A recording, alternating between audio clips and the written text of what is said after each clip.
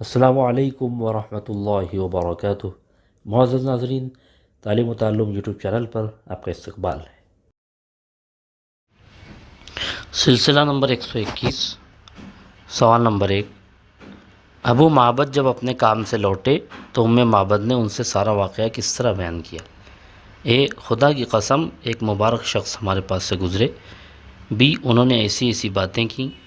سی، پھر انہوں نے بہترین الفاظ میں آپ صلی اللہ علیہ وسلم کی تعریف کی۔ ڈی، مذکورہ والا تینوں۔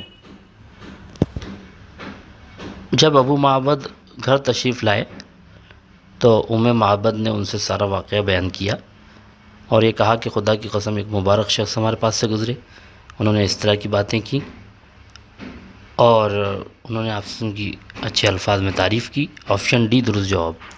سوال نمبر 2، ام معبد کی باتیں سن کر ابو معبد نے کیا کہا؟ اے، خدا کی قسم مجھے یہ قریش کے وہی شخص معلوم ہوتے ہیں جن کی قریش کو تلاش ہے۔ بی، ان سے ملاقات کرنا چاہیے۔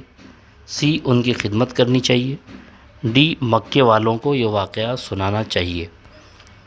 ام معبد نے جب یہ سارا واقعہ ان سے بیان کیا، اس کو سن کر ابو معبد نے کہا کہ خدا کی قسم مجھے قریش کے وہی شخص معلوم ہوتے ہیں جن کی قریش کو تلاش ہے۔ آپشن اے درست جواب۔ سوال نمبر 3، مدینہ پہنچنے سے پہلے آپ صلی اللہ علیہ وسلم نے کہاں قیام فرمایا؟ اے، بدر۔ بی، ابوا۔